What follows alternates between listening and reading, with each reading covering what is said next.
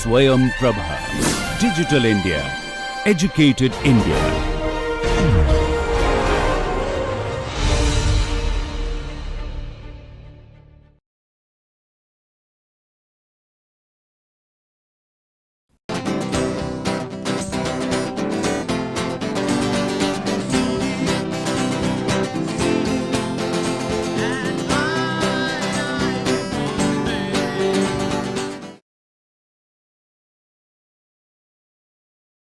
This lecture is titled Creative Cultural Space for Students. The aim of this lecture is to help you examine your college life by providing concepts and reading material that can aid this process.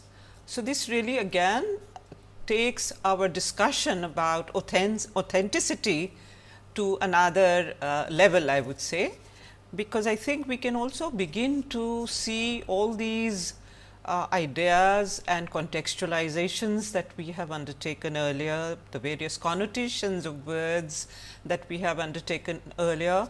I think we can take it to another level, and this is what I would try to do in terms of my focus on youth today, on young people like you.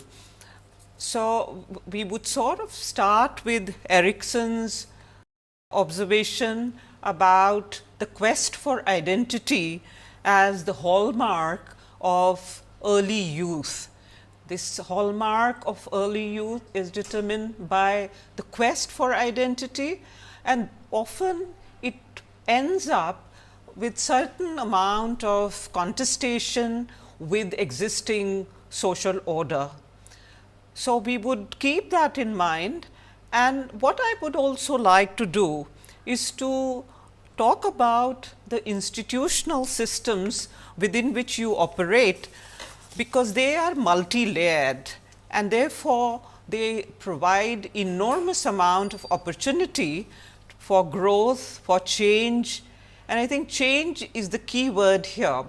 So, that a word quest for identity, or the quest for meaning, and the quest also for alterations in the social order. I think this is what the institutional framework in terms of higher education, it provides that opportunity.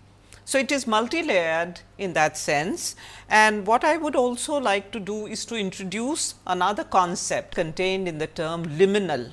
Now, that word actually refers to transitional phase, in between phase, and in that sense the framework, institutional framework that we are talking about is really a transitional sort of sphere, but also, as I said, this is a sphere that is full of opportunities. So, let us see how that term liminal can add to our understanding, and I think this is a word I would like you to retain, because I think many of these words, they will begin to have meaning for you, and it will keep growing within you. This is that kind of word with, it is a very potent, very important word. So, keep that in mind, and of course, at a very simple level, it is quite evident that when we talk about institutional life, let us say of a residential institution like the IIT or any other residential university or universities in general, we are talking about academics as well as the social structure in which all of us exist, especially those who are involved in academics. So, I am actually keeping the model of residential universities in mind, but it has general ramifications. So, let us say you spend your time between academics, which is very structured activity, hostel life, where you are unfettered relatively speaking, and of course, then you have a third dimension in terms of your opportunities. There are a whole range of youth festivals that actually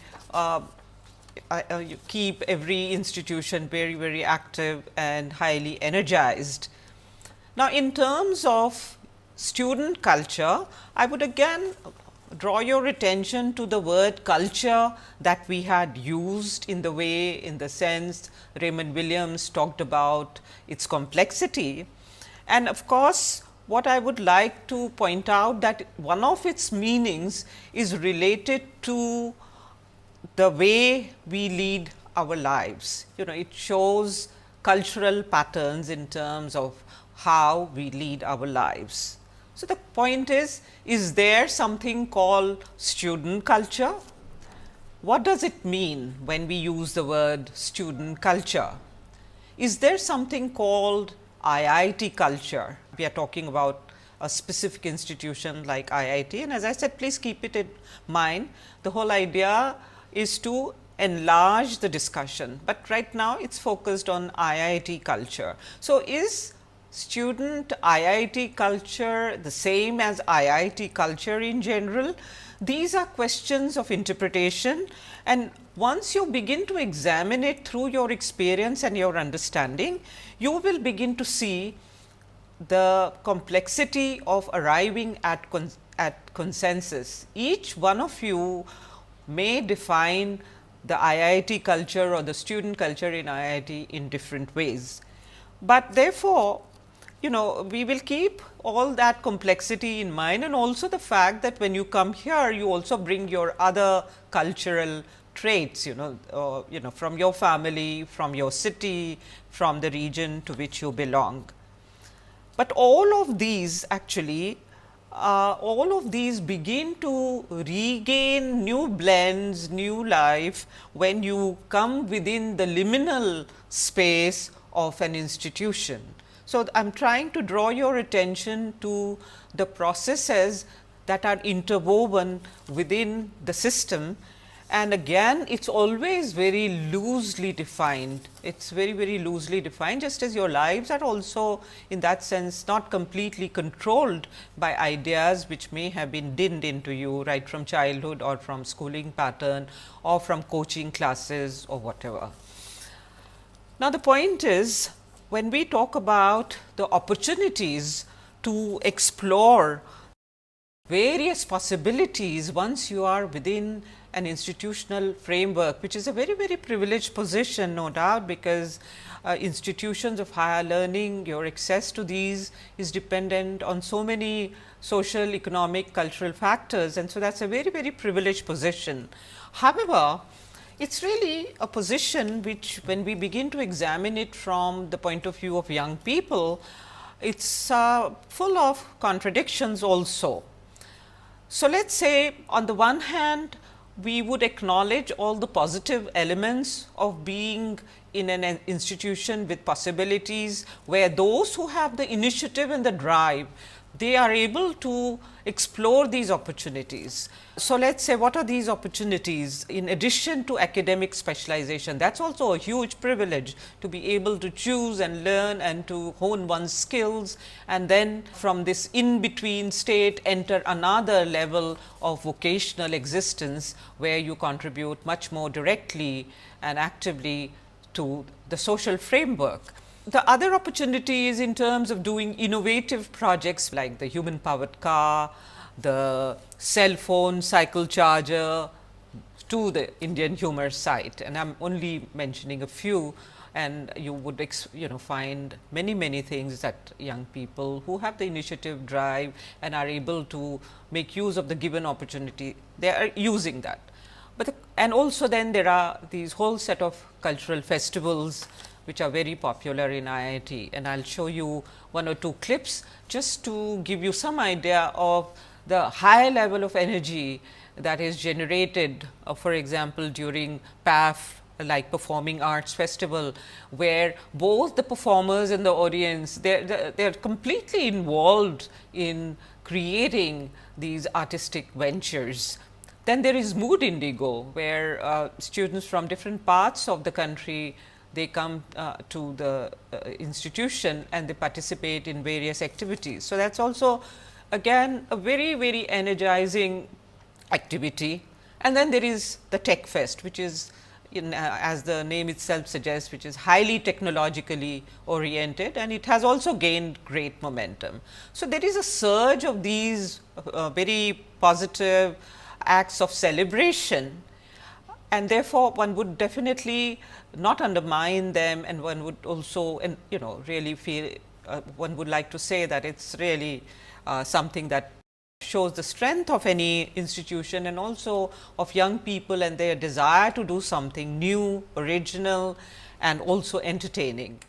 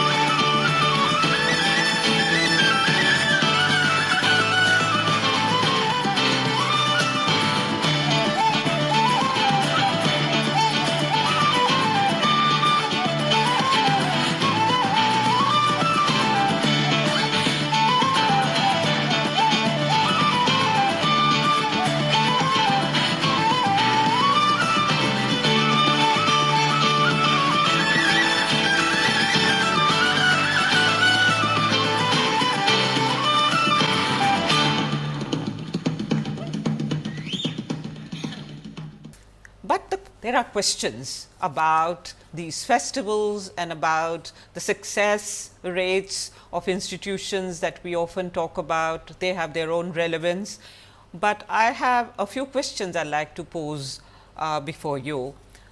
Now, these kinds of festivals, are they carnivalesque, or are these acts of consolidation of a highly competitive, I would say, value system, not just an educational system?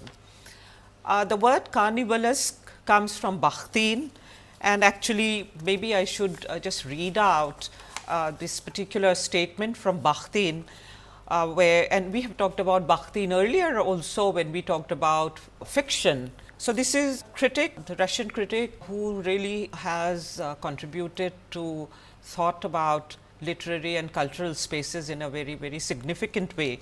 And so, according to him, carnival, the fact of celebrations and carnivals, these lead to temporary suspension of hierarchies. So, I will read this statement from his book Rabelais and His World. He says that the temporary suspension, both ideal and real, of hierarchical rank created during carnival time is a special type of communication impossible in everyday life.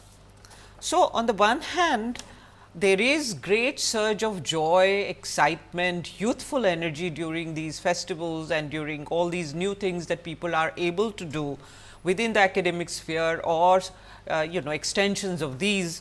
But at the same time, is there any kind of questioning of why everybody else is not part of this story, or does it mainly show that those who compete and succeed, they are the ones whose voice will reach everywhere? Now, on the one hand, I really do not want to get into it in terms of critiquing it from outside. I am interested in showing you the critiques of students themselves from within. I have many samples of these, but I think I would restrict myself to those that are already in the public sphere. So, the question, therefore, the next question is related to the fact that these are not necessarily collective celebrations. Therefore, they show that only there is a kind of a divide All right. So, these are the strengths and problems that we are interested in talking about, because we are in search of authenticity, and also educationally, if we want to bring about changes, it is important to be authentic. So, now in terms of these other problem areas, let me quickly enumerate them, and these are not inventories of grief, so to say, but these are inventories of hope, because I think by acknowledging them, one can overcome the difficulties. First of all, I would say that there is fairly limited participation in academic as well as extracurricular activities, even within a system like the IIT. There is also a fair amount of ambivalence about the learning process. There is also lack of meaningful questioning and absence of preparation for alternative modes of intellectual or creative discourses. So, let us say if a particular path does not work for students, instead of really questioning it, instead of critiquing it, and also instead of finding out the necessary vocabulary, the necessary skills and ideas that help one find strengths in other directions, I think they sort of become a bit passive about it. So, there is a lot of passivity in terms of these questions that come to everybody's minds, especially when they are young and full of hope.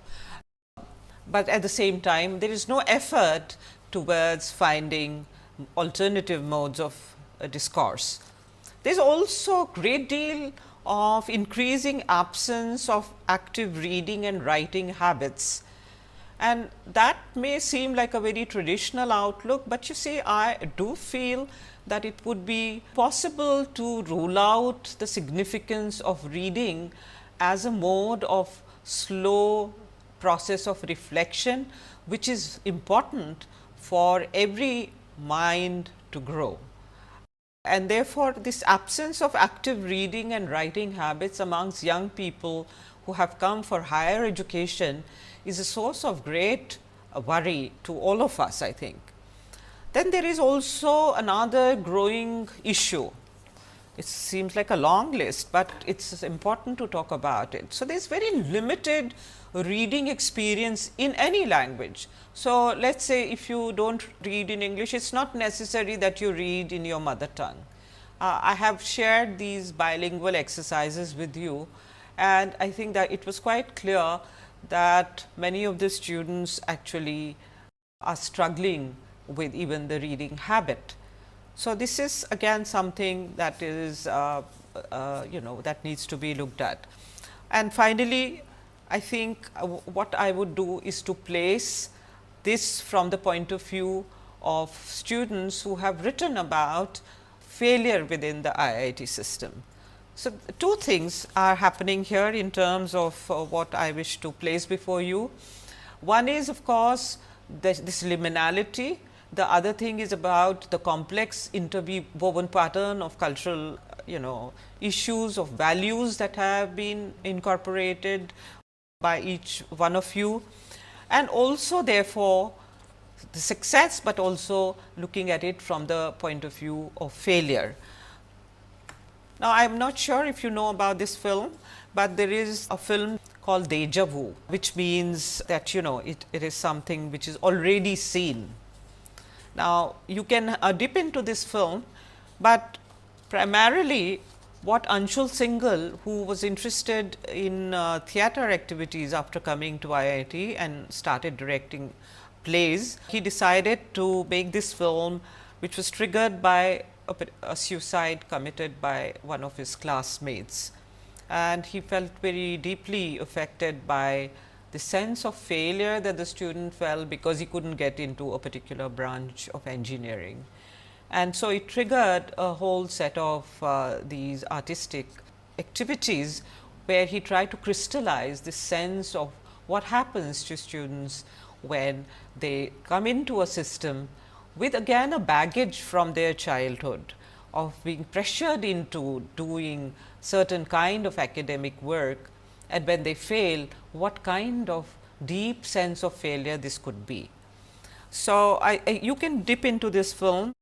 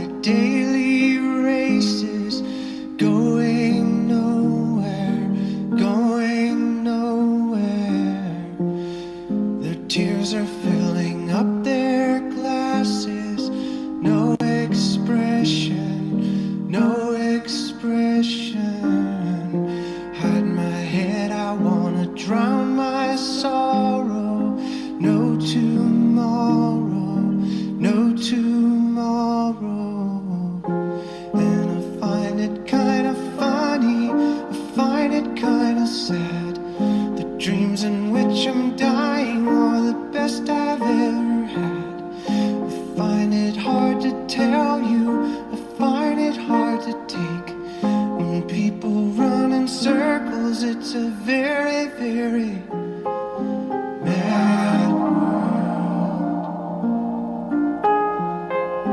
Mad world. Children waiting for the day they feel good. Happy birthday, happy birthday. And to feel the way that every child should sit and listen, sit and listen. Went to school and I was very nervous. No one knew me, no one knew me. Hello teacher, tell me what's my lesson. Look right through me, look right through me. And I find it kind of funny, I find it kind of sad. The dreams in which I'm dying are the best I've ever had. I find it hard to tell you, I find it hard to take. When people run in circles, it's a very, very mad world. Mad world. Enlarge on your world. Mad world.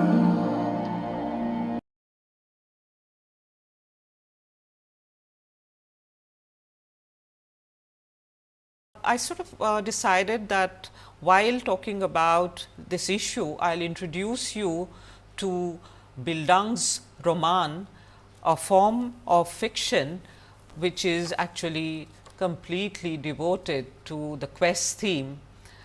This developed in Germany, and of course, in its earlier form, it developed from the quest theme in folk tales. In terms of its first remarkable milestone, Goethe's The Apprenticeship of Wilhelm Meister is always mentioned as the novel that started off this trend. And what it does is to actually deal with the growth of a particular young person, the protagonist, in terms of various kinds of experiences he or she goes through while growing up within institutional surroundings.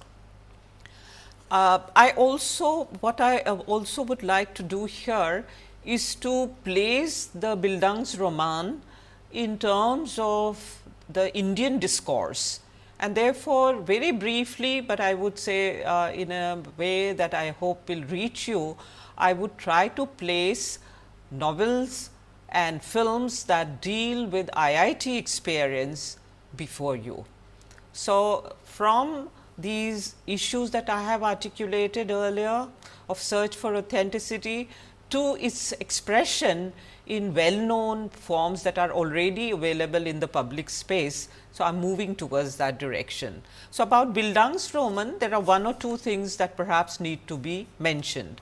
This is a form of fiction which has very close formal connections to biography and memoir, and also it has been noted that it lends itself to the cinematic form in a very significant way. So, you can find innumerable examples of this form from different countries, but I think, as I said, I would try and focus on the Indian experience. There are similar forms of writing, the development novel, the education novel, the artist novel. And so, what I would suggest to you is to pick up any one of these in terms of the kind of vocation that you are looking for. If you are looking for an artistic vocation, look for the artist novel like Joyce, his Portrait of the Artist as a Young Man, and so on and so forth. So, this can be a sort of journey of in terms of reading material that is close to your own search that you can undertake. In this module, I am actually trying to build more and more of this reading material for you. Maybe in the next module, I will begin to analyze the reading material from the point of view of the writing process a little more slowly and little more carefully in terms of the methodologies that may be helpful. But here the idea is to really widen the scope, and therefore, now let me dip into this genre.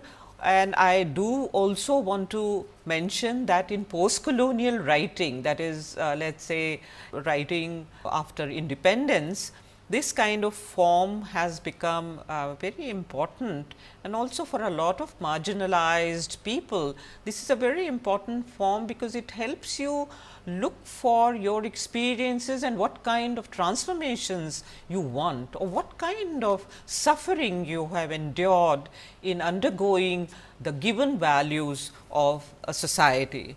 So, now this sense of ordeal is involved in this form.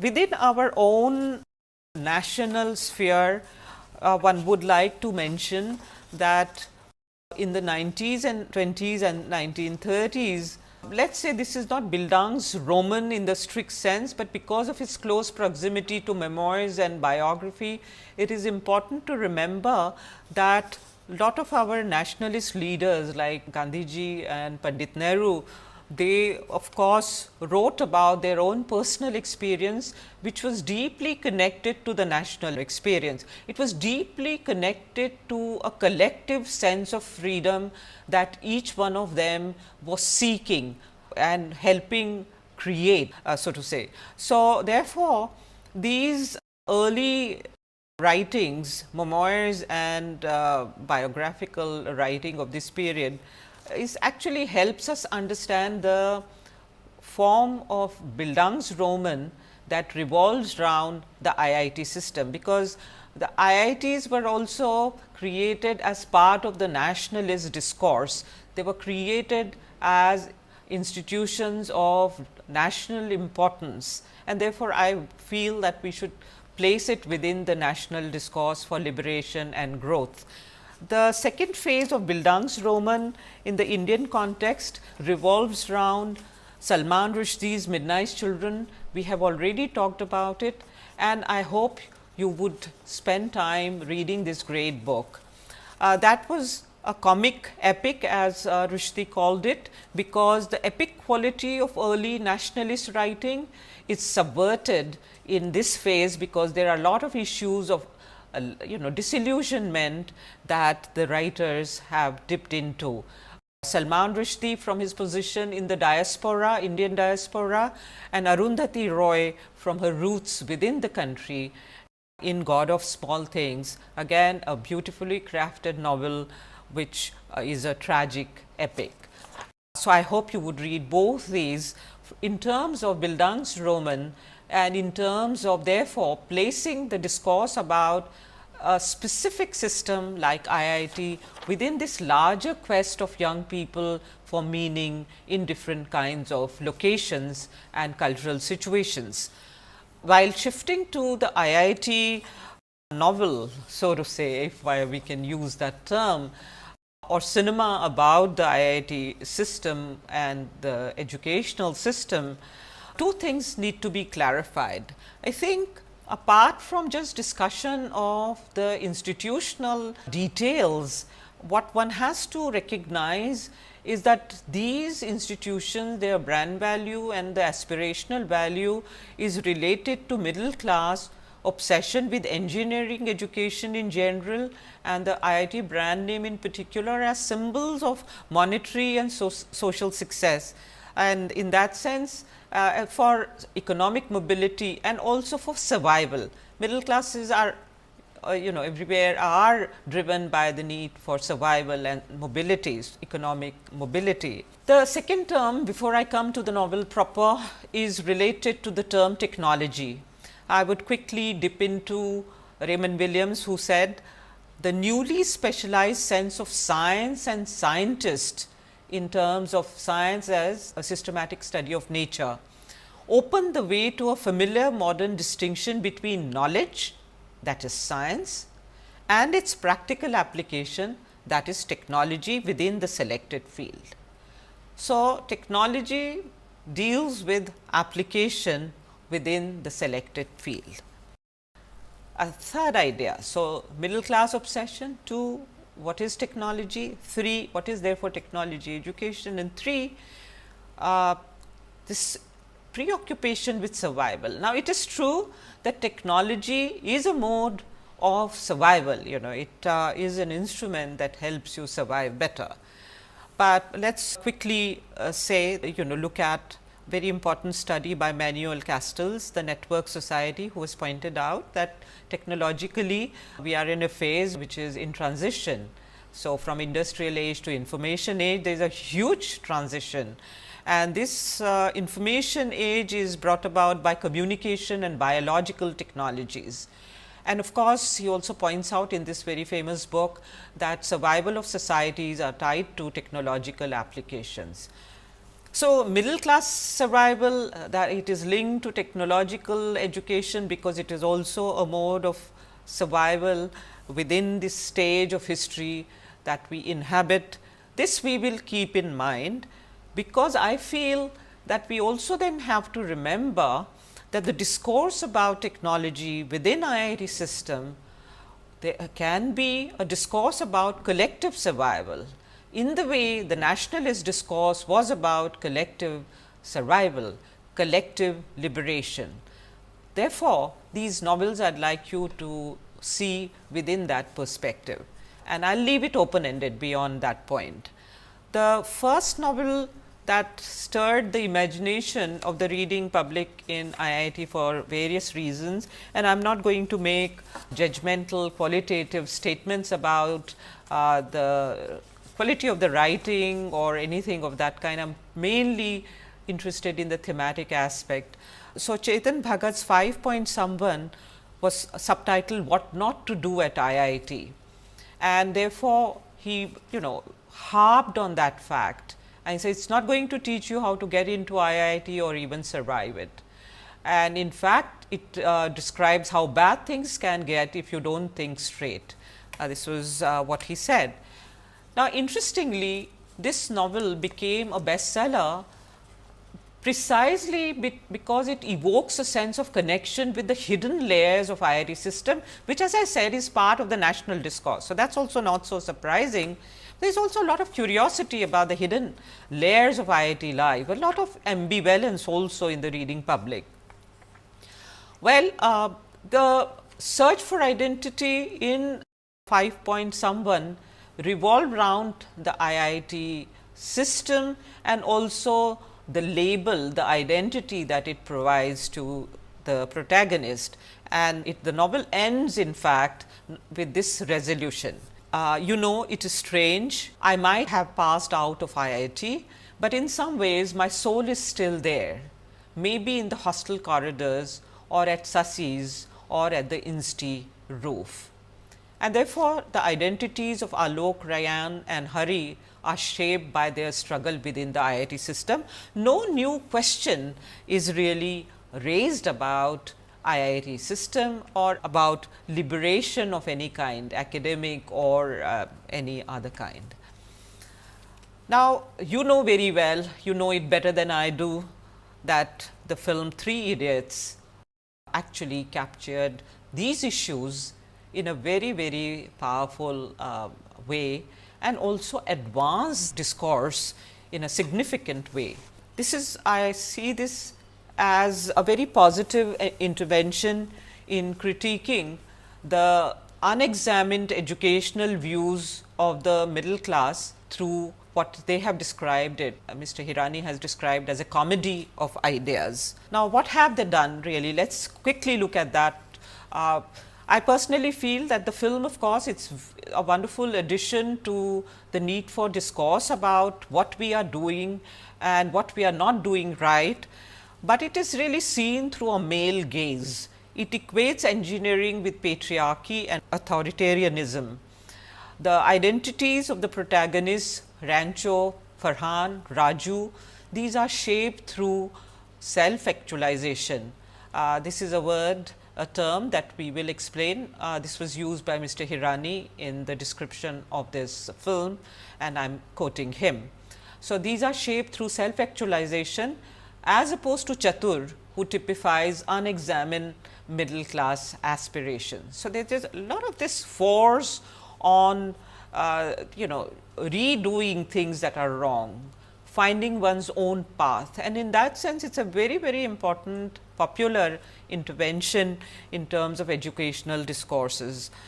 Bhagat's Bildungs Roman has triggered this cinematic intervention in middle class attitudes, and as I said, through very successful humor that has gone down well with the audience. But the film that really captures my own imagination is Vikramaditya Motwani's Udaan, where there is a very different take on both engineering and patriarchal authoritarianism. The central character, 17-year-old Rohan, faces social and intellectual ordeals by rebelling against oppressive conditions, and he forges a fresh beginning. It is not to suggest that it does not happen in Three Idiots. Obviously, Rancho's character is a highly romanticized, fairy tale like wonderful example, which also captures the contribution of many people like that who have come out of IIT system. They have gone in different directions and they have done very valuable work. So, this is not to undermine that at all, but I think there is great deal of questioning of the basic parameters of what this whole malaise of blindly equating certain kind of education and certain kind of power structure to gain more power oneself without questioning. This is captured in a very moving way in Udaan, and therefore, it ends with a more realistic sense of possibilities, and also there is greater degree of this ordeal and resolution of the ordeal in Udaan, which seeks a totally different direction. What is interesting is these are all part of the national discourse, and what has complicated our national discourse, of course, is the presence of the internet and the globalizing processes. And in terms of youth and youthful modes of communication, youthful possibilities, in terms of survival, in terms of productivity, there are a lot of issues that the internet has raised. But I think in terms of the youth culture, the Facebook phenomenon is something that we can again briefly dip into, again from the point of view of Bildungs Roman, and how it is a form of fiction that is able to capture this theme in a very interesting way, and cinematically also it is available to you for dipping into this experience of other people, not your own, but this will help you reflect on your own experience. You can look at the film The Social Network, which is actually based on a biography. Again, the link between biography, memoir and Bildungs Roman we have already talked about. So, this is based on a biography, The Accidental Billionaire, and then David Fincher has directed The Social Network, and the screenplay was written by Sorkin. Now, here also the social experience of college life is evoked. There is very strong sense of realism in depicting friendship, class jealousy, modern ambition, and of course, great invention, the Facebook. This is a youth oriented film directed and interpreted by mature professionals. I found this very interesting while looking at this film, and then also looking at these interviews of the director, the actors, the writer of the screenplay. I found it really interesting to see how well this dialogue between the mature professionals and their interpretation, and that of the interpretation of the same experience of young life or youth and education is carried out between these two sides. And I think I am going to dip into that later on. I found it really very exciting. Now, of course, the film in itself, it talks about elitist institutions and inventiveness through the warring perspectives of the super smart young men. So, again there is, although there is all this success of the Facebook, but the film leaves you very troubled by the lack of communication, also the frenzied restlessness of these young people. And you may say, well, the inventiveness also came out of it, but I think we need to look at this whole phenomenon from our own perspective a little more critically. What it has also done is to these forms of communication, they of course have positive and negative both, but they have created multiple modes of communication that encourage virtual socialization and a lot of role playing. So, this has complicated our national discourse also, because it is also part of our sensibility now, especially in terms of the educated people and those who have the privileged position of getting educated or privileged position to teach. So, I think what you can do is to ask yourself questions about liminality and transformation by looking at your own authenticity and reflection and exploration of your own autotelic drives on the one hand, and also by a deeper and more widespread examination of the current educational systems in India and how they are part of our national discourse. So, what are we doing with ourselves? How are we shaping our lives? How are we therefore, in that sense, shaping the life of the country or of the diaspora? But in any case, the meaning, the direction, the sense of purpose, is this something that we can talk about and help define things in a different way. So, I would say finally, as a concluding remark, that there is great deal of this need for establishing dialogue about these issues within families, especially about the significance of choosing one's own vocation through choices rather than coercion. So, I would say that I am really speaking on the side of youth and change. Abraham Maslow's notion of self-actualization can be the lead term for these discussions, where he talked about self-actualization as the discovery and fulfillment of one's full potential. And that is the term Mr. Hirani had also used while describing his film and these three characters who are self-actualized eventually. And this is what we would like for all of us. And finally, we have works cited list for you, so that it facilitates your reading and also viewing of films. We will dip into this quickly. We start with Eric H. Erickson's Childhood and Society. You can look at the chapter that deals with 8 stages of man. Castell's manual is mentioned, although we have very briefly dipped into this idea, but for your future reference, you can look at this book, read it. It will add to your depth of understanding of technological changes.